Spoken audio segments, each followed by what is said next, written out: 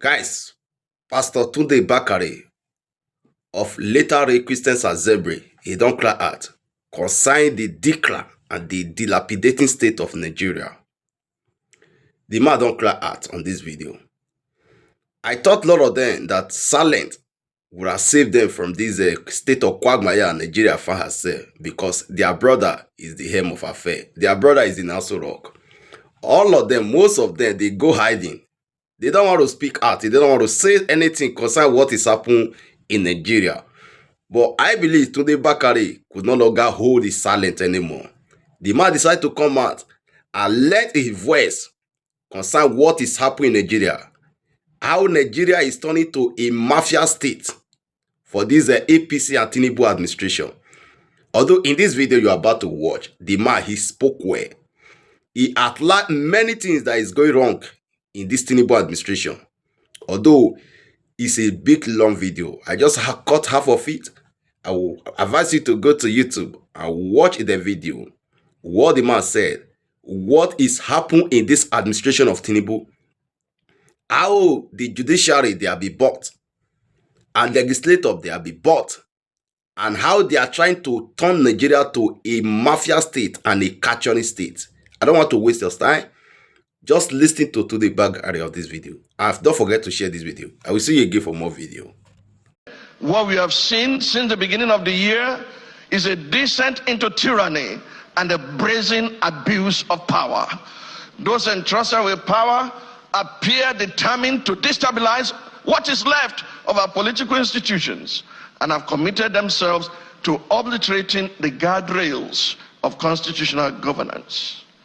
From the theater of the absurd, stage in Rivers State, with puppets on strings controlled by directors in Abuja, to the dance of shame performed by the National Assembly in their rush to suspend the Constitution and endorse through the back door the usurpation of powers by President Bola Ahmed Tinubu, from the Senate shameless bid to silence Senator Natasha Akpoti-Uduaghan for demanding that the President of the Nigerian Senate should uphold the moral standard required of that office, to the uncouth outbursts of an undistinguished senatorial misfit who tried in vain to silence the distinguished citizens attempting to testify on behalf of Senator Akpoti-Uduaghan. It is clear that our so-called leaders are determined to turn Nigeria into a mafia state. At the center of this political banditry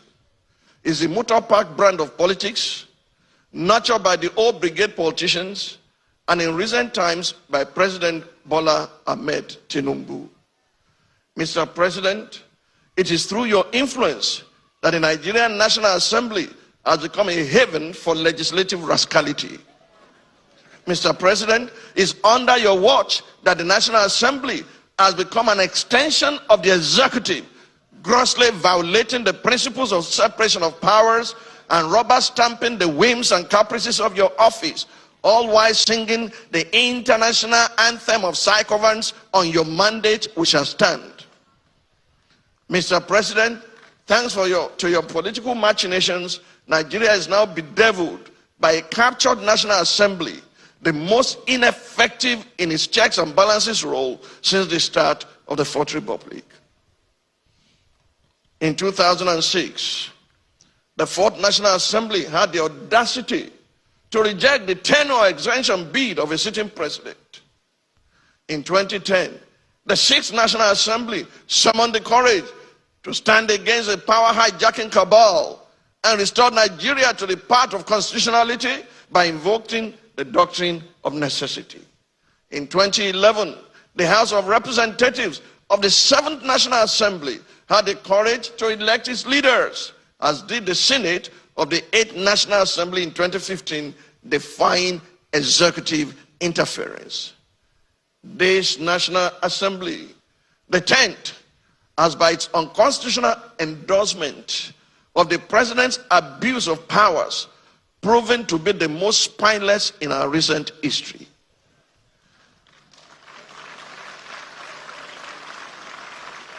Through its actions and inactions, The National Assembly has in effect become the 48th member of the president's cabinet. While a cabinet minister by the name of Wike, is it Wike or Wike or Wakeep?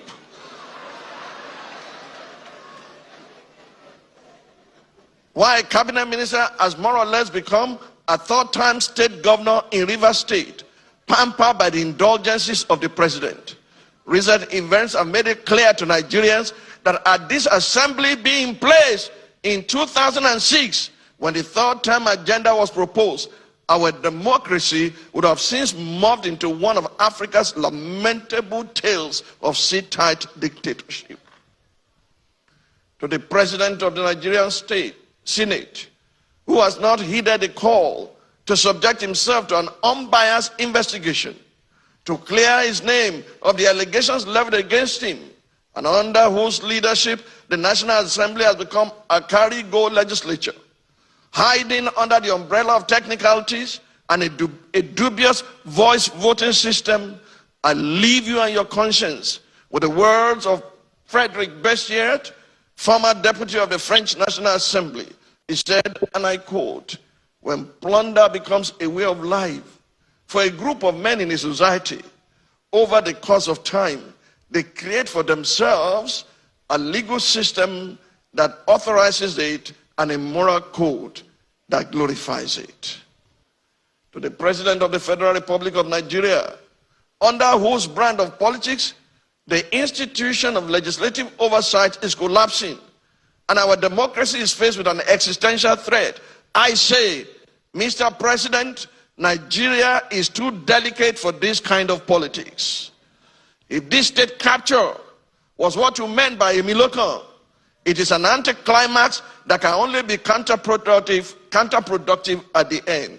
I urge you, Mr. President, to think deeply and reflect on these words. No man is wise enough, nor good enough to be trusted with unlimited power. Mr. President, please stop playing God.